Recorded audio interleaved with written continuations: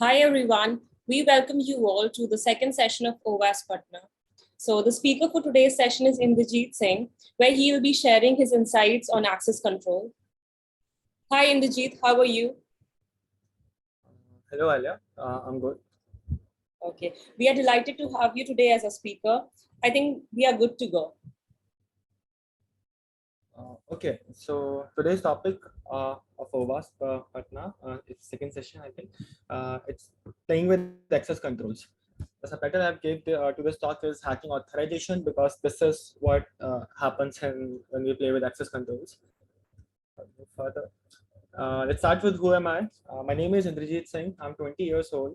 I'm a student and a bug bounty hunter. I also write blogs at rashahacks.com. That's my hacker one, encoded guy, and that's my Twitter, again encoded guy. This is today's agenda.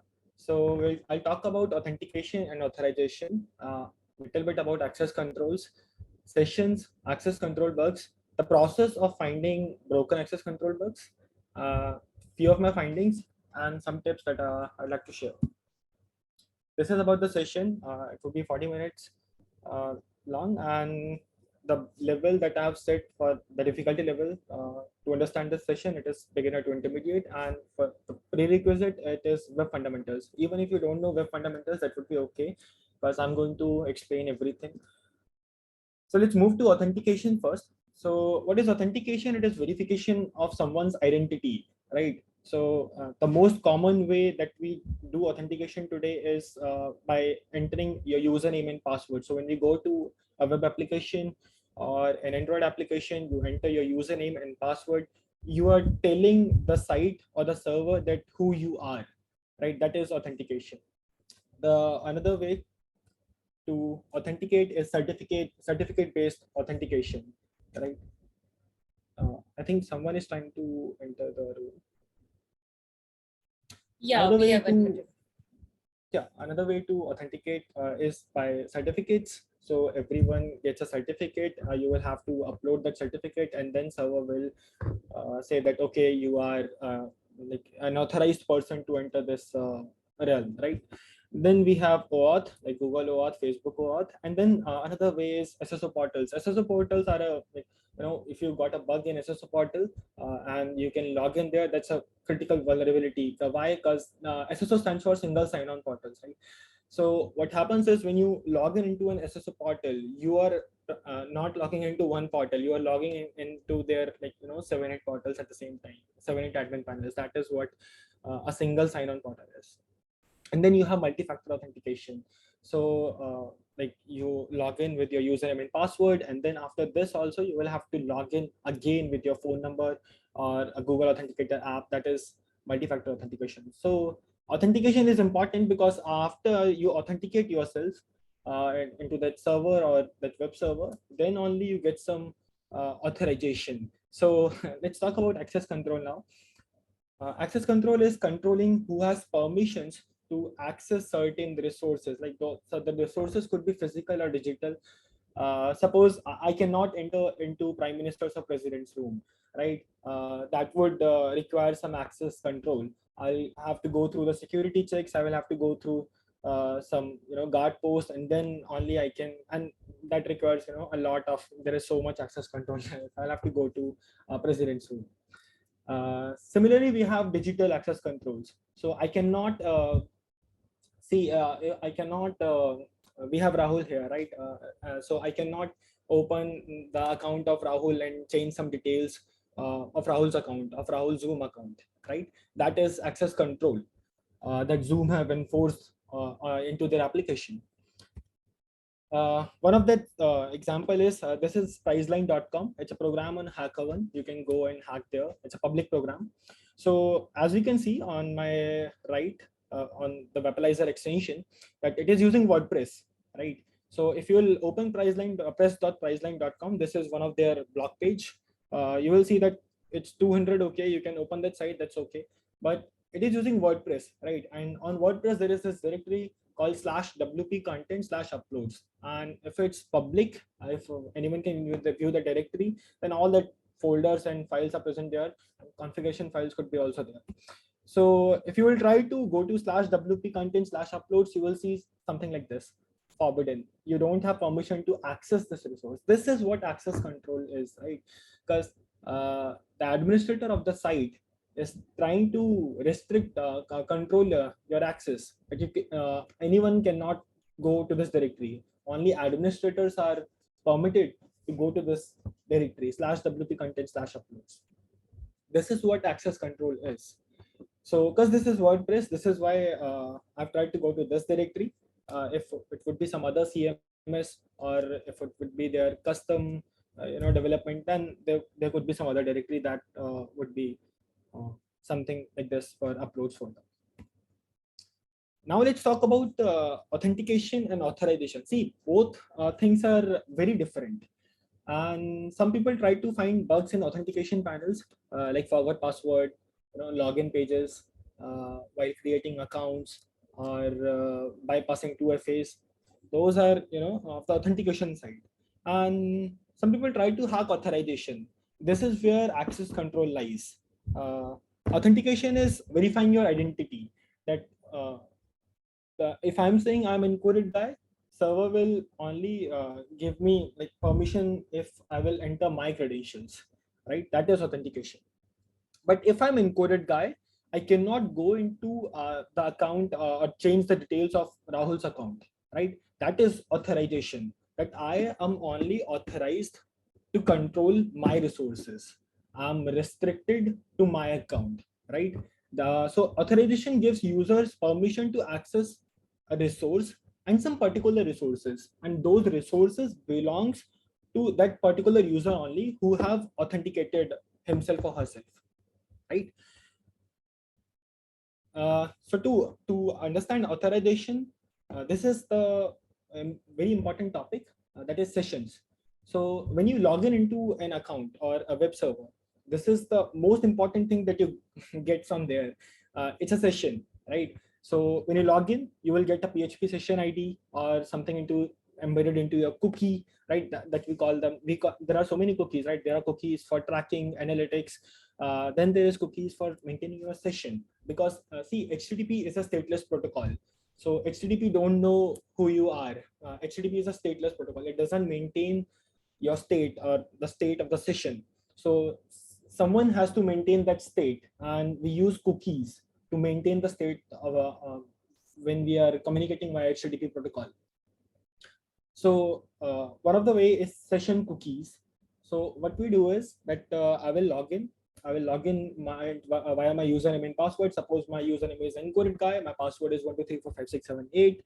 I will log in and I'll get my cookies from there, right? And those cookies will be embedded into all the requests that I will, send to the server after this, and this will maintain my session. That okay, this will maintain that when I'm communicating with the server, I'm encoded guy.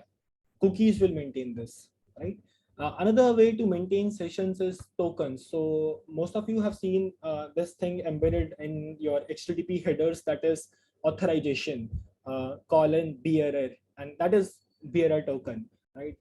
We have authorization basic, or could be X API key, or could be X authorization, right? These are tokens. So these tokens are embedded in HTTP headers, and we have URL rewriting. So in case of URL rewriting, what we do is that in the get URL, you have seen something like this, that slash session question mark session ID is equals to your session ID and username is equal to. So your whole session is in the URL itself.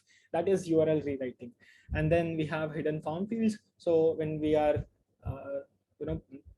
submitting a form, and the fields, there are some hidden fields that will maintain your session. So session maintains the authorization or the access controls of a user. So who you are, what kind of permissions do you have, what kind of things you can do on the server, that is maintained by your session. So this is one thing that session do. I'm not saying session has other features. Say this is one of the features, that session maintains your authorization, session maintains your access control, session tells the web server that I'm encoded guy, session tells the web server who the user is, right? Now let's talk about, we have talked about access control, but access control is restricting the access, right? So now let's talk about access control bugs. So one of there are three major bugs in access control: BOLA, BFLA, and privilege escalation. So I'll go into the details one by one. This is BOLA. So BOLA stands for Broken Object Level Authorization. So the people who have taken programming classes before, Java, C++, Python, they know about classes and objects. So when we make a class and then the object is also made, and then that object we see that object have attributes and methods. So we say, suppose there is a car class, right? And there is a car, we are making 5 objects of this car, and every object will have some attributes and some methods. And suppose there are attributes like color, number of tires, and what is the weight, what is the price, right? And there are some methods like change color of the car, change price, or change the size of tires. So these kind of methods or attributes that object would have.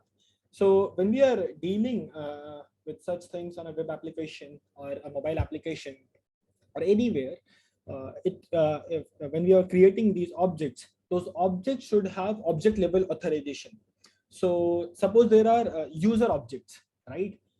There is a class called user, and we have created 3 objects out of it. One object is for me, one object is for Rahul, and one object is for Alia, right? So I cannot call some method from Alia or Rahul's object, right? I cannot change their name, or I cannot change their phone number. That would be uh, that would be an access control bug, right? So this is what object level authorization is, that it controls access to specific objects or resources. So these resources could be your files, data, user accounts, right? So when we are talking about broken object level authorization, we are specifically talking about accessing attributes, not methods, right? So that is the BFLA. So attacker can manipulate these object IDs. So every object that is made, that is created, would be assigned an object ID. Suppose, so that could be a user ID. So when we create an address, right, we are assigned an address ID. When we create a user ID is also created with that object, right? So if you can manipulate these IDs, right, you are actually trying to break the object level authorization. And if you can get some unauthorized access, then that would be BOLA.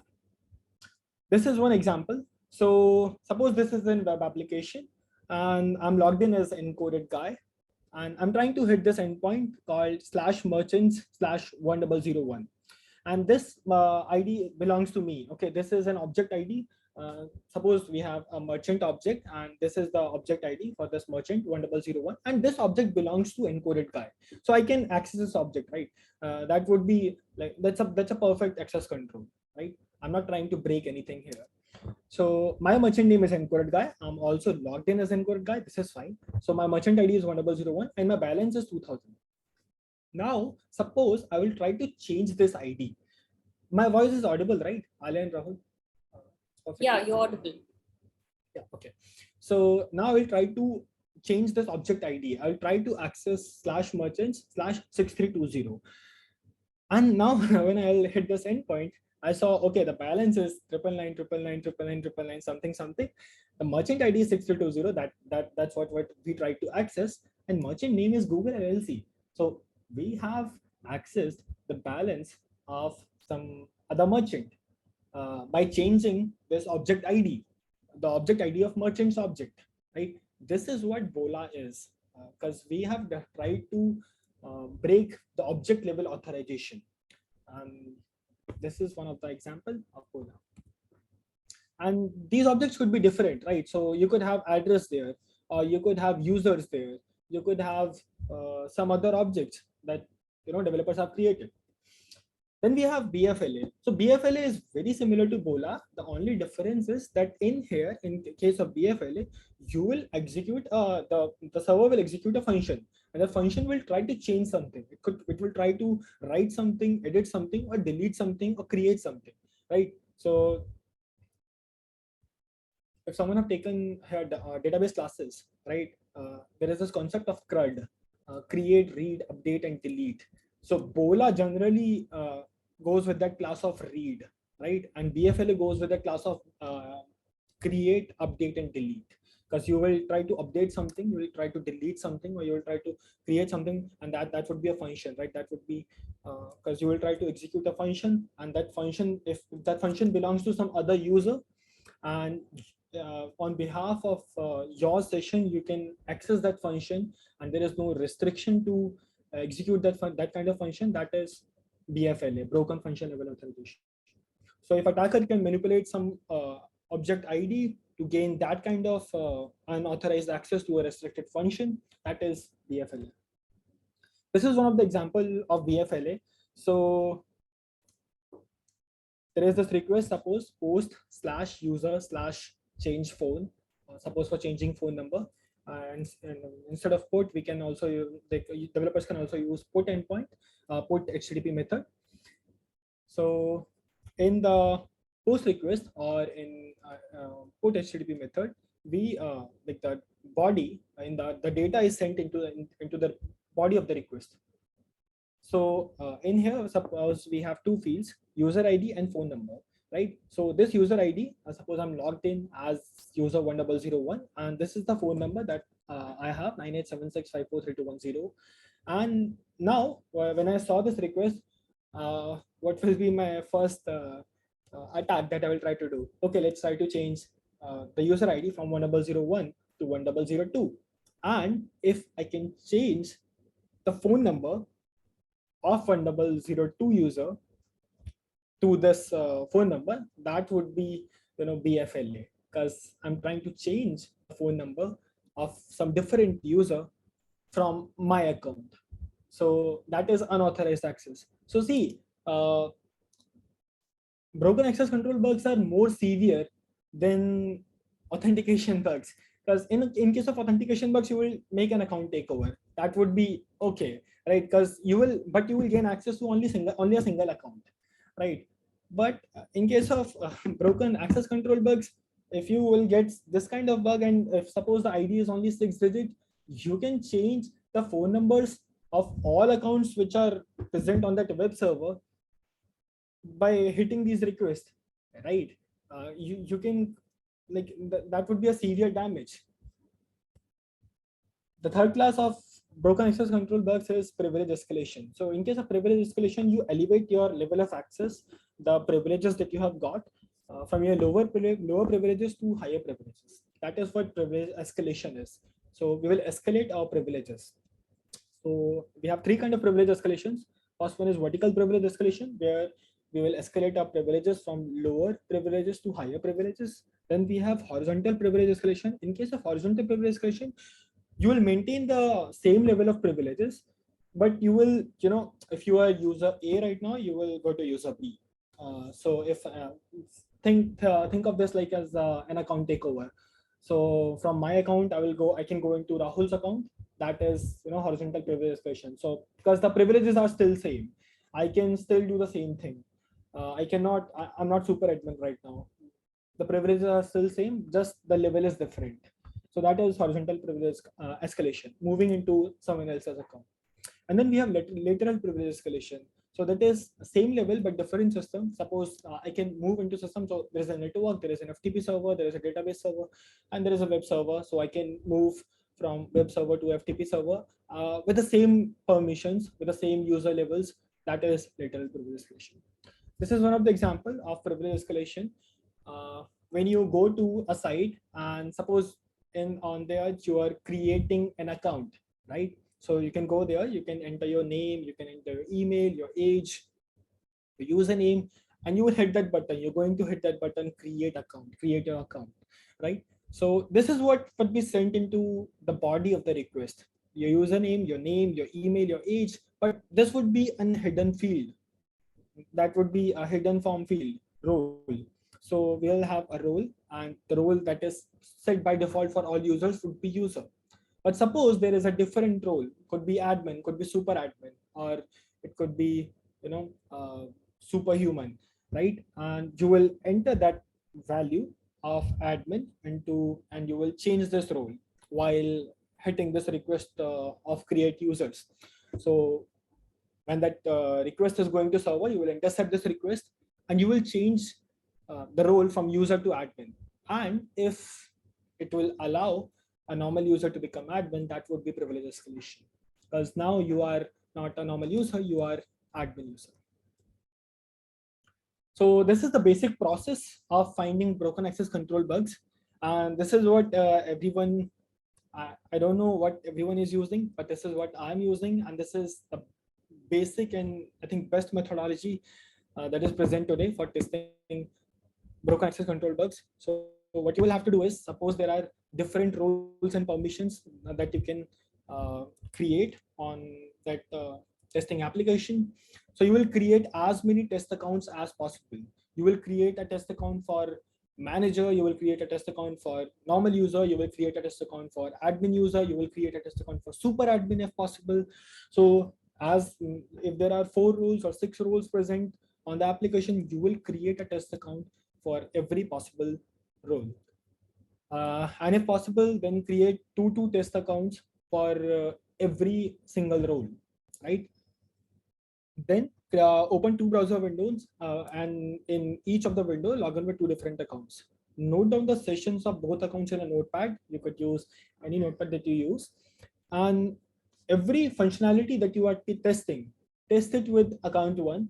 And in the request of account, those HTTP requests that you are hitting, right, that you are sending to the server, change the sessions there, right, and see if you can access the same resources or the same functions or the same attributes, the same objects with the session of account 2. So basically you are trying to check the functionalities of account 1 with the session of account 2. And if that is permissible, if it is allowed, then that is broken access control. To automate this process, you can use some extensions like authorization, auto repeat. So what these extensions will do is that you will copy your session and you will paste your session there. So that these extensions will throw all these requests that you are proxying through the Bob Suite or other softwares, and it will hit all these requests through your session, through session 1, and the session that you have copied into the extension, the second session, and an authenticated session as well. So this is the automated process using these extensions. And this is about improper authorization. So if authorization is not given properly, then you will get an access control bug. And BOLA, BFLA, privilege escalation, all are results of improperly enforced authorization. Now let's move to some findings. So this is one of the findings. It was BOLA in Twitter. So program name is Twitter, bug type is BOLA. The impact is it was leaking some private account information. So I'm not going to show the private information that is leaked there. And the bug is in the current state, it is resolved, but still I've hidden some details because the report is not currently on activity. The severity that was assigned by the team, it is low. So this was the endpoint. It was gate/GraphQL, and I'm hiding the endpoint here, the complete endpoint. But think about it. The name of the endpoint was something like get account details, something like this, right? And if you will hit this, this is just an example. But if you will hit that endpoint, then you will get some details about that account, right? And in here, you can see after the variables, question mark variables, we have some parameters written in that URL, account ID, include country code, and include hash takeover, something. So this thing is URL encoded. So I've selected that part and we'll try to decode this. So this is, %7b is curly braces. We have %22, that is double inverted quotes. And then we have account ID. So account ID is written there. So as you can see, the first 3 digits are 450 and last 3 digits are 308. And that was my account ID. So on the right, you can see the response. So when we hit that request, when we hit this request, we got this response that is present on the right side. It is, the time zone is Asia. My username is encoded guy, that is on Twitter, right?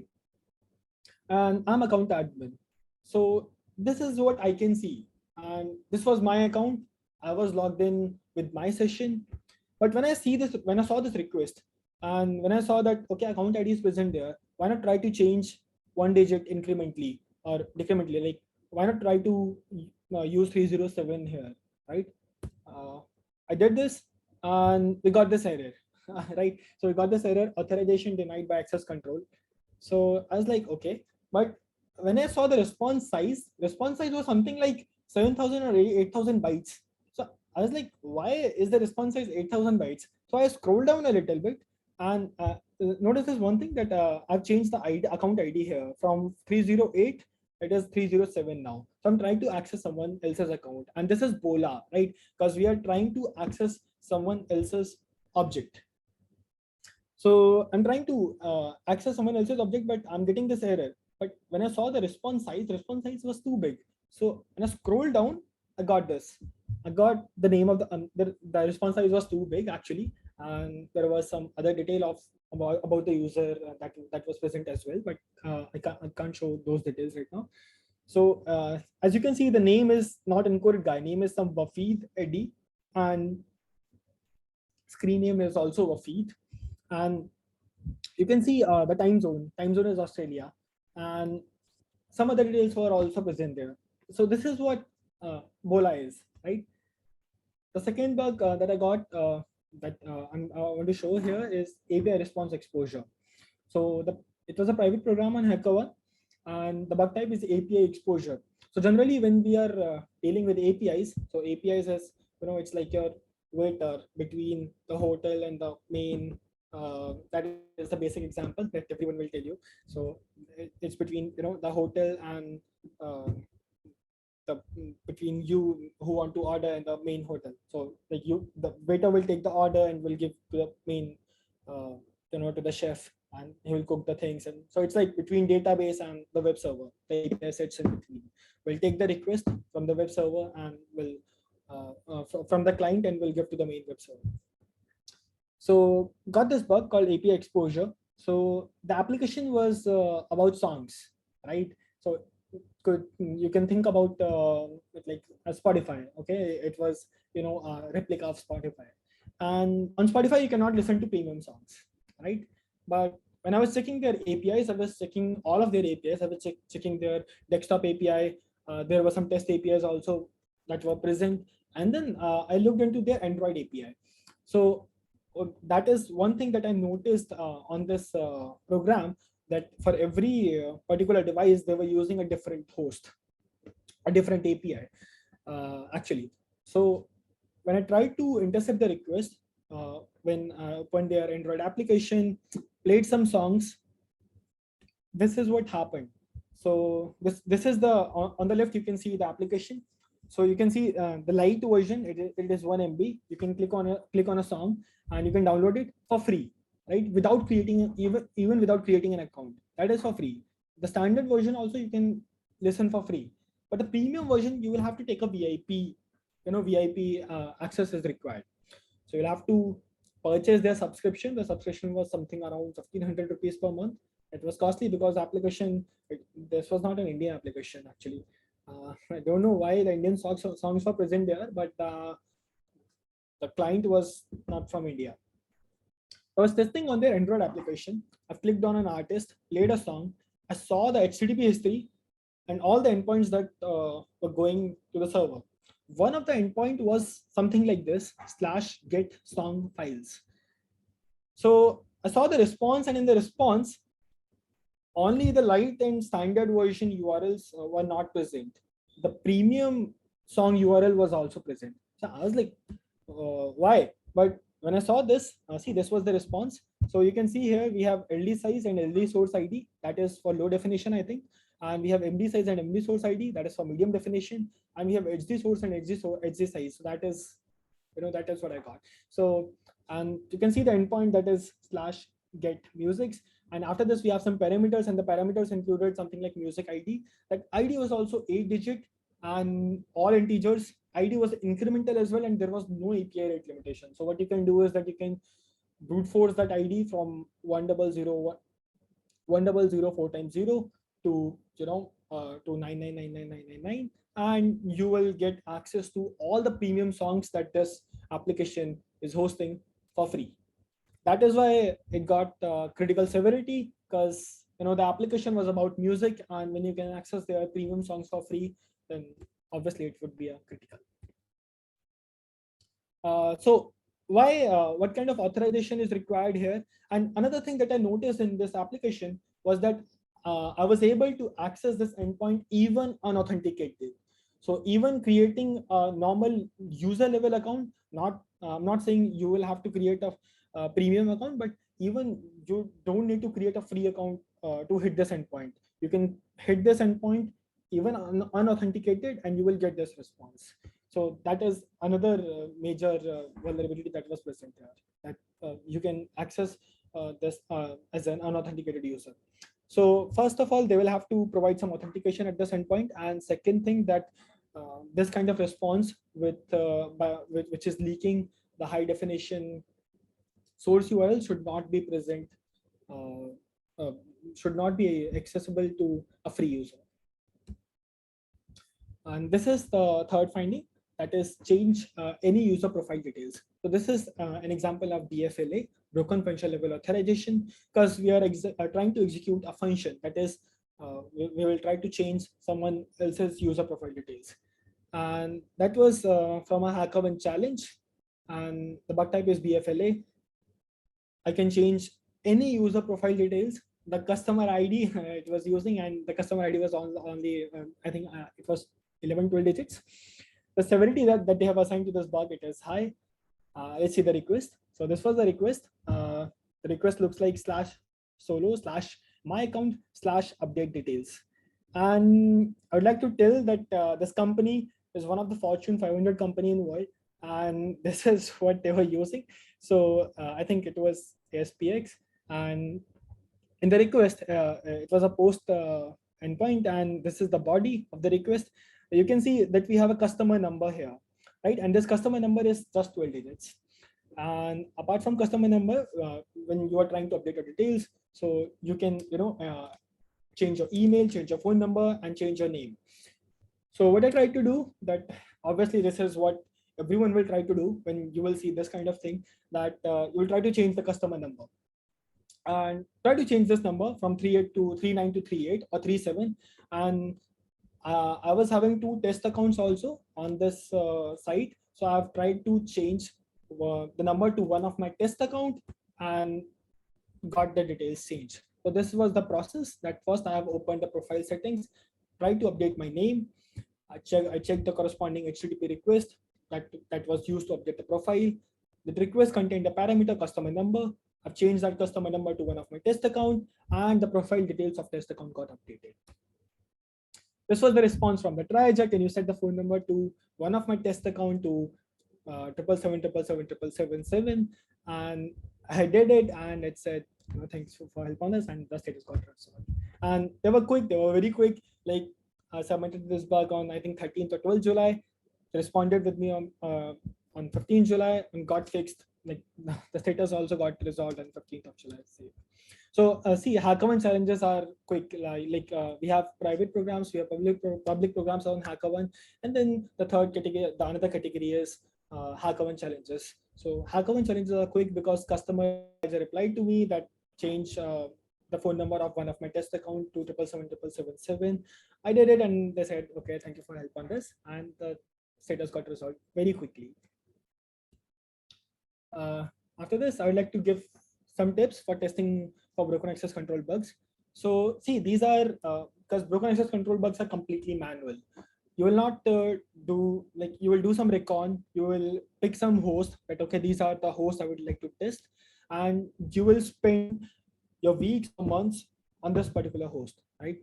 So take a deep dive into the application, test every functionality, and test every possible role. This is one of the tip. Second tip is that take every request into repeater for manual inspection. That see the parameter, see the things that are sent to the server. Okay, so if a URL is sent in the body, or suppose a 8-digit ID is sent in the body, the email is sent into the body, try to think that what kind of attacks you can do here. So suppose if a URL is sent in the body, think about open redirection or SSRF, right?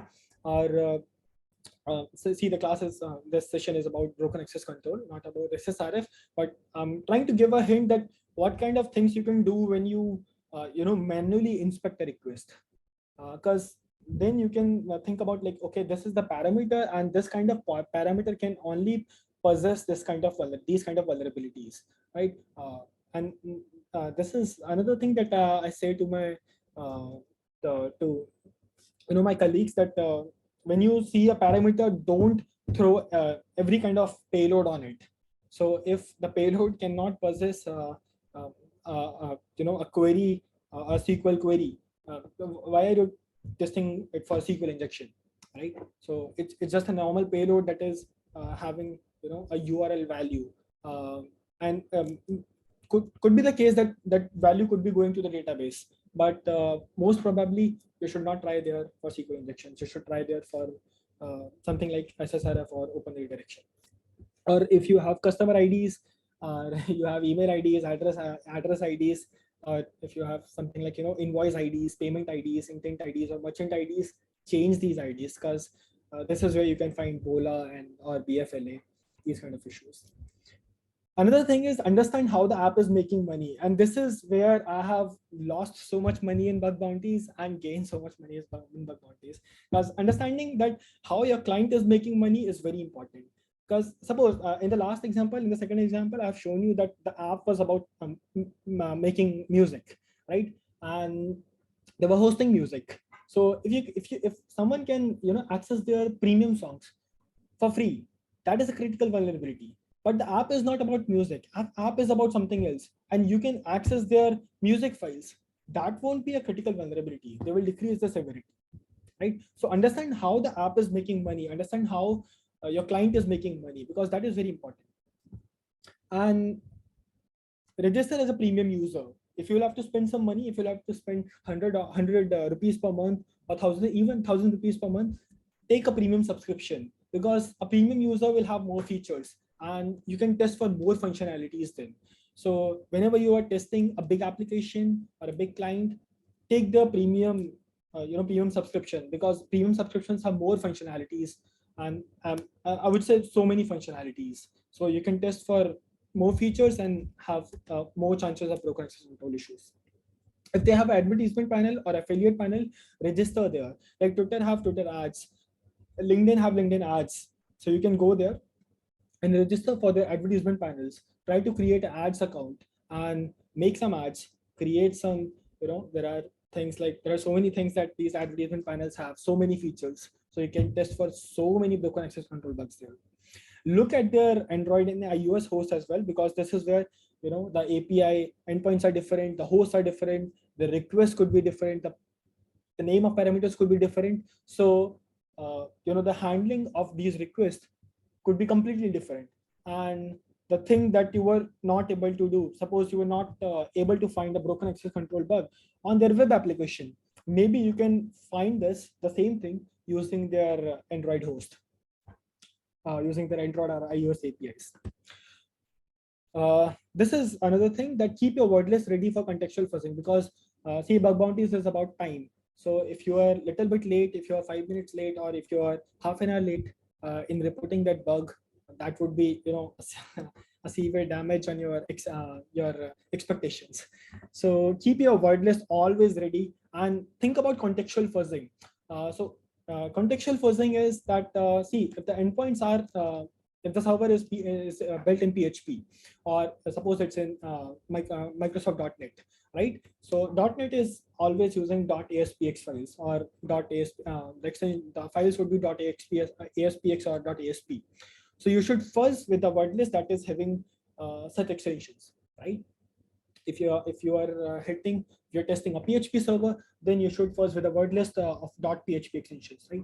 So you should fuzz with users.php, admin.php, dashboard.php, that kind of word list you should have. So keep your word list ready for contextual fuzzing, and think about this contextual aspect always. This is why you should fingerprint a web server. You should fingerprint its technology, that what kind of technology your backend is using. And these word lists you can download from asset note. You can go to wordless.assetnode.io, and from there all these wordless are present for different technologies. And look for endpoints and secrets in JS files. JavaScript files are like so juicy files. One of the bug like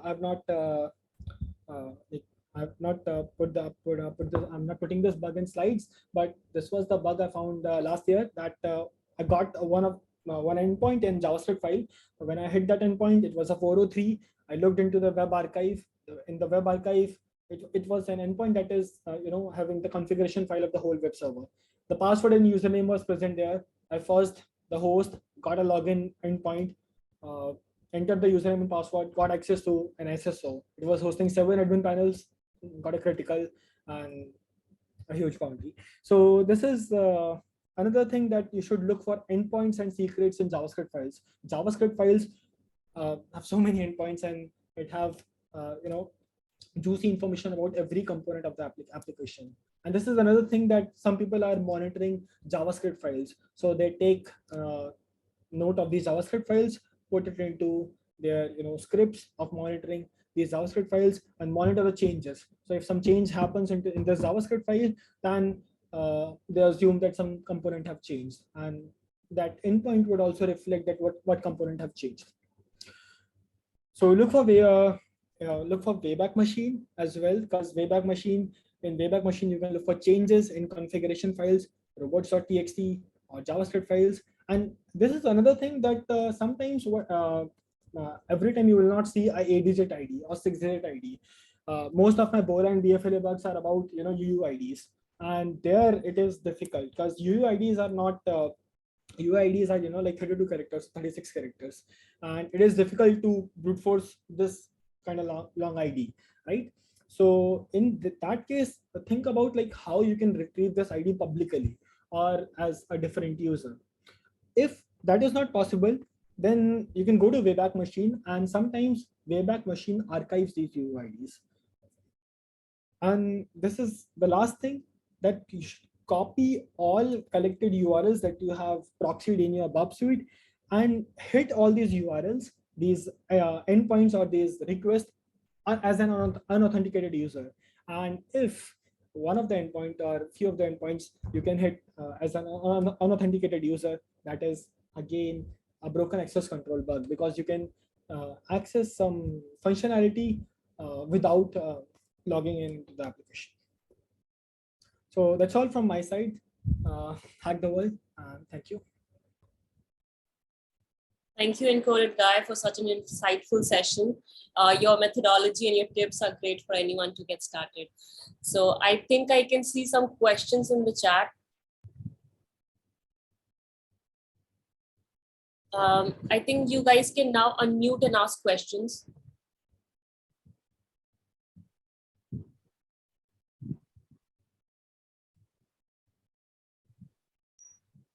I think Vikas Anand was asking, is Bola equals to IDOR? So yeah, Bola equals to IDOR. Yeah, that's true.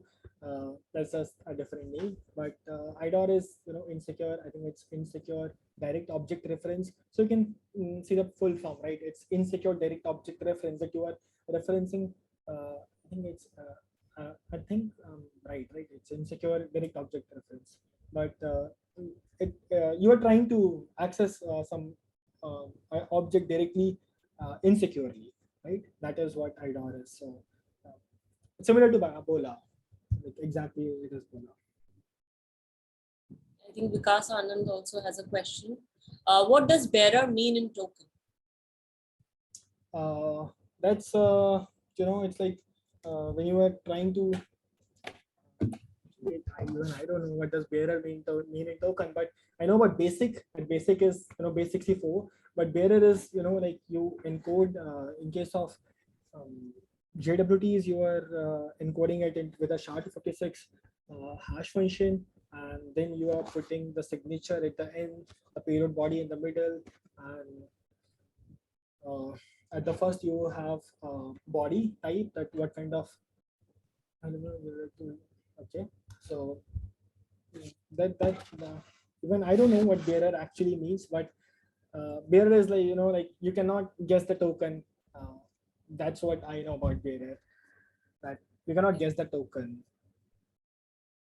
There's one more question about H1 challenges on HackerOne. Did you mean it's a private program or is it something else? Can you tell us a little bit about the H1 challenges? Yeah. So see, on HackerOne there are there are pen tests and there are bug bounty programs. There are VDPs. There are private programs, public programs, and this is another thing that even I was not aware of. But I got invitation to a HackerOne challenge. So see, there is live hacking events, LHEs, and this is different. This is HackerOne challenges. So when you hack on an application, suppose for a longer period of time, then they will invite you to their.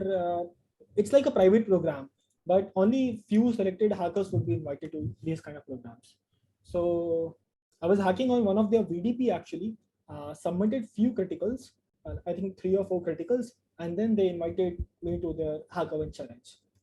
So I think Amazon also hosts these kind of, I think, private challenges where you can, if you know, you will hack on their program and you will submit some bugs, you will be invited to their private program. I don't know, they call it a HackerOne challenge, but this is what HackerOne challenge is. Like the pool would be fixed. They will assign a pool that you all have. Like they will assign a five to 10 hackers, and they will assign a bounty pool of $25,000 or $50,000, and you will only have to hack for 7 to 14 days on selected targets. So that is what HackerOne challenge is. Anyone, any questions?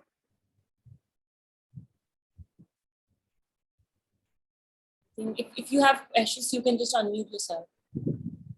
Hello. Yes. So you said in the last slide that hit all the URL unauthenticated. So I want to ask, what do you mean by unauthenticated? Means remove your cookie and forward the request. Exactly. So when you are trying to test an application, right? So after you log in into an application and you are, suppose you have an authorized request, right? Take that request into repeater and delete some things that will make that request unauthenticated. So delete your session, delete your cookies, or delete that header, that HTTP header that is making that request authorized, right? Making that request authenticated. So that will make, if you will delete these sessions, delete those cookies or delete those HTTP headers, that will make that request unauthenticated. So now when you are trying to hit all these endpoints without having cookies or without having that HTTP header that will provide some kind of session to it, that is unauthenticated, hitting the endpoints unauthenticated.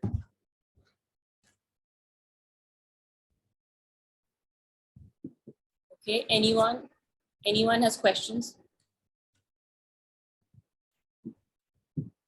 Okay, so I think we have all the questions. Yeah, please go ahead. I want to ask another question. So I want to find the program, VDP program, Google Doc program. I want to program those. I want to search for those programs where access controls privilege means user roles. But I can't find those programs in VDP. So how to find it? Okay, so you mean that you want to find some programs where you can test for broken access control bugs, right? Yes. Is that a question? Okay, so see, every program, even if it's a program that is having very less functionalities or a program which is having so many functionalities, will always have some kind of see if it will have some kind of object. The least object it would have a user object, right? And it will have some kind of object level authorization and function level authorization that will protect from the data integrity and these kind of things from it will protect, right? So the thing is that test to find these kind of programs where you can find so many broken access control bugs, look for some programs which are having so many features like Indeed or Twitter, LinkedIn, Reddit. These applications have so many features. Like if you will go there, they have tweet spaces, they have messages, they have, if you go to LinkedIn have LinkedIn messages, LinkedIn have LinkedIn talent, LinkedIn jobs, LinkedIn pages, LinkedIn groups. So everything will have, when I was testing, I'll give one of my own example. I was testing recently on Shopify, and on Shopify, there are so many features, like literally so many features there are. Already there are 1,700 reports resolved, but in 3 days, I was able to get 8 broken access control bugs there, because there are so many functionalities that are present on Shopify. Another example is Reddit.